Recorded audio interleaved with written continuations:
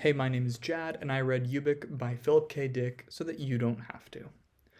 I'll make this video quite short, a lot shorter than my other videos. I already have all my notes up and ready, so if you wanted to take a second and just read anything that might be helpful to you, go ahead. The book, I'll answer a couple of the main questions real quick off the bat with who, what, where, when, why. The book is about Joe Chip. He's one of the employees of Glenn Runesitter.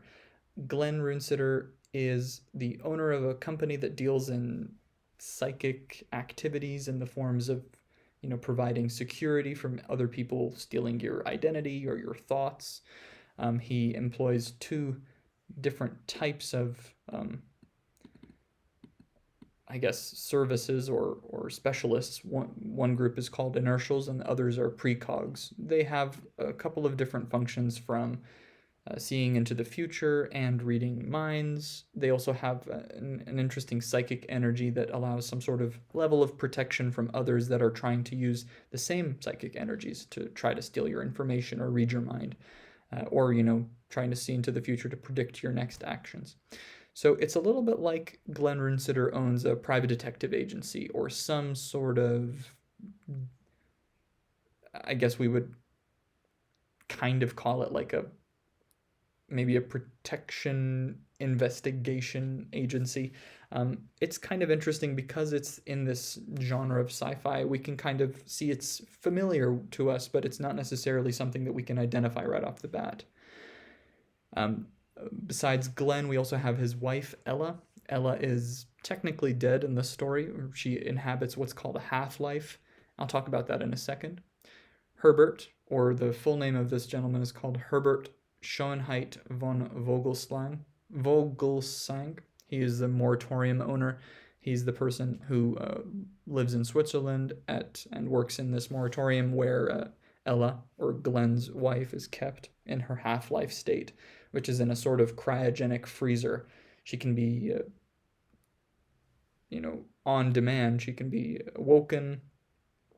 She can complete her daily tasks and then be put back into cryogenic sleep, but not necessarily like fully awake. It seems that they have some sort of device that allows Glenn to communicate with her via his mind or her thoughts or something like that. It's quite ingenious, but I don't think we're necessarily on that same function yet. We still haven't found the ability of whether we can, resurrect the dead or communicate with people that are in a coma or comatose state.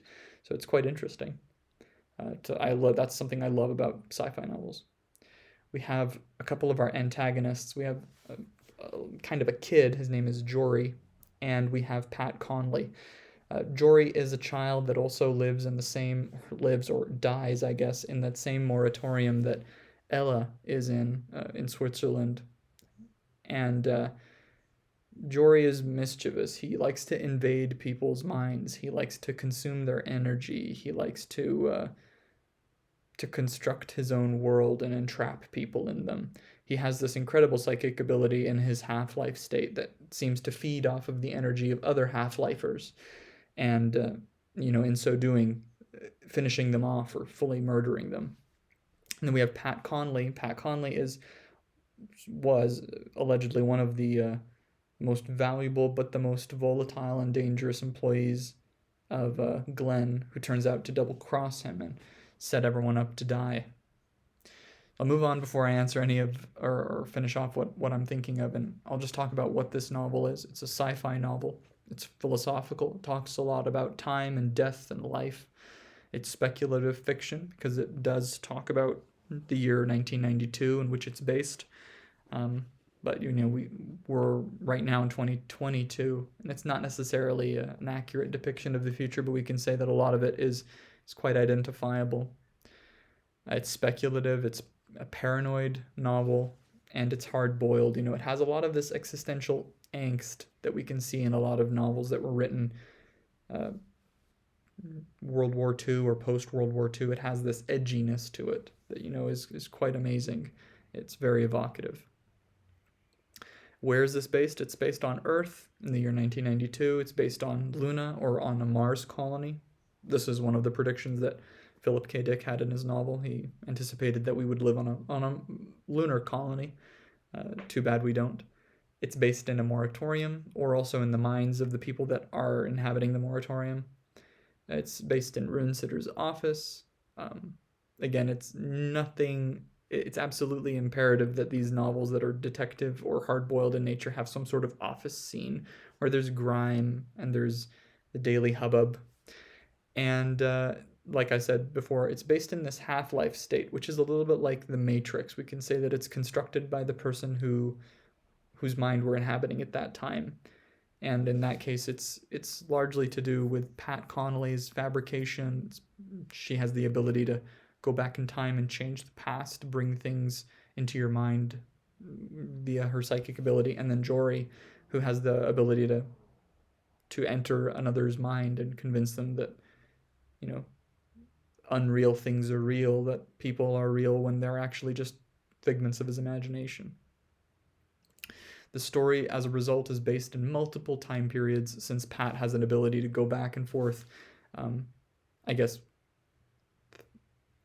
it's sort of like a cognitively back in time to make you think you're going into the past. She has the ability to change things in your past, and Jory has the ability to, sort of like a Mysterio from the Marvel universe, to kind of like create a sort of fake reality or an illusion.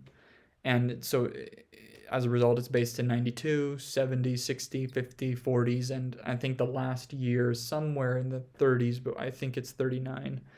Um, uh, as also an interesting note, the novel was written in 69, so it's not necessarily an old novel by any means, but it is a post-World War II novel. So it does frame it in a specific way, or to think about, what was going on during that time. Threat of nuclear destruction was impending. The Soviet Union, um, East and West Berlin. It was still a very divided country, divided world. And then we can think of the why. Who, what, where, when, and why. This novel is an example, I guess, of a type of existentialism. I wouldn't say that it is in a pure way existential, but it talks about life and death. It talks about metaphysical aspects of what does life mean if you are not necessarily corporeal, if you don't use your body, if you're just sort of a mind. Is that necessarily life? Does it quantify, or does it qualify as like a half-life? What is a half-life? What is a full death? These are very interesting thoughts that I love to read in science fiction. Technology is a huge aspect, not only the ability to keep people alive and to cryogenically freeze them, but for lunar colonies, space travel, and the like. We have a topic of time and life and death, like I mentioned before. And I'm just going to go ahead and scroll down and show you a couple of more pieces of information. This is for the novel as a synopsis. So if you want to read this novel and you want to save yourself any spoilers, go ahead and stop the video right now. But if you want to just get a real quick synopsis, I won't spoil anything too much. It is just a very interesting thing of what happens here. So Glenn and his company, essentially all of his coworkers, all of his employees, get a huge job. They're supposed to go to a lunar colony and provide their services, which are all psychic services. They get tricked by what we would assume is a competitor company. They all die in they all sort of die in an explosion, or we would think that they die. They believe that Glenn has died and everyone has survived, but it's actually what we realize, sort of a reverse cycle, is that everyone has died and Glenn is the last remaining survivor. Everyone dies, or everyone doesn't die, depending on how you look at it in the story, because their bodies begin decaying, and this is a product of being in a half-life state. In a half-life, your body decays much more rapidly. You're at the whim of what your last mental capacities are, if you're being manipulated by a psychic, or if you're being manipulated by someone with powers like Jory, then you're a lot more susceptible to being overcome and to dying in this case. having your final exhale, which is basically rendering your body into this like little sort of like a volcanic eruption Pompeii corpse or some type of little disgusting, wilted, rotten, decayed corpse. It's a very interesting, very evocative image if you wanted to check that out in the story. This is because Pat manipulates time. The employees of Glenn enter a half-life state, as I said here. Material objects also around them start to decay. Their coffee becomes very stale very quickly. Their cigarettes are all dried out and flavorless. The characters also start exhibiting physical evidence of decay. The last remaining member of the entire company or the last remaining, in this case, the last one surviving in a half-life state, is Joe Chip. And Glenn tries his hardest to try to keep him alive by sending him through multiple means commercials for this product called Ubik, which is supposed to be a life preserver. It's supposed to keep him alive in this half-life state. And this Ubik product we can kind of understand is a life preserver, perhaps made with the help of Ella, someone who's survived all this time under the threat of Jory, who's been trying to suck her life to consume what's left of her. But she's survived in spite of that, so we can sort of think that there is a bigger problem going on here, that Jory is perhaps an agent of some sort of malicious half-life vampiric company or something like that, which is awesome, because that's why I really love sci-fi stories. They're just really fantastic like that. Glenn is the last surviving character. Joe is in his half-life state. So is Ella. Ella and Joe then team up together to try to fight Jory.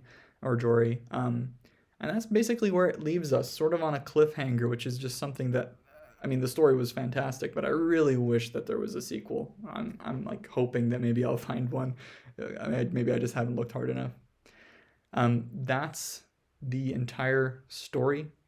Just real quick, I'll hit on this metafictional aspect of the story. You know, there's this understanding that, you know, Glenn tries to reach out to Joe via these commercials in his life or little messages that he leaves in his half-life state. And because I've mentioned before, it hits on this topic of the Matrix and, you know, being given the red pill or the blue pill choice and then getting messages in the Matrix. By this Matrix, I mean the first original one, you know, being aware that you're not in the reality, or you're not in a sort of real reality, you're in this illusion, and recognizing how to, you know, preserve your sanity or preserve your perception of life. This is an incredibly important aspect. And at the beginning of each chapter, there's this little allusion to Ubik as a product, sort of a miracle tonic that can clean your car, wash your clothes, flavor your food. It's incredible, and, you know, makes you wonder, you know, what are these signs in our lives that are more, you know, red pill-esque? You know, how are we going to sort of break out of this matrix? And one of the really awesome moments in the book where Glenn reaches out to Joe with writing on the bathroom wall, like an homage to like graffiti being sort of the truth that we wish we could see in our real lives. Here's my copy of the book. It's awesome. I just wanted to read that small passage, and then that'll be the end of this video. "Take a look at this," Al said.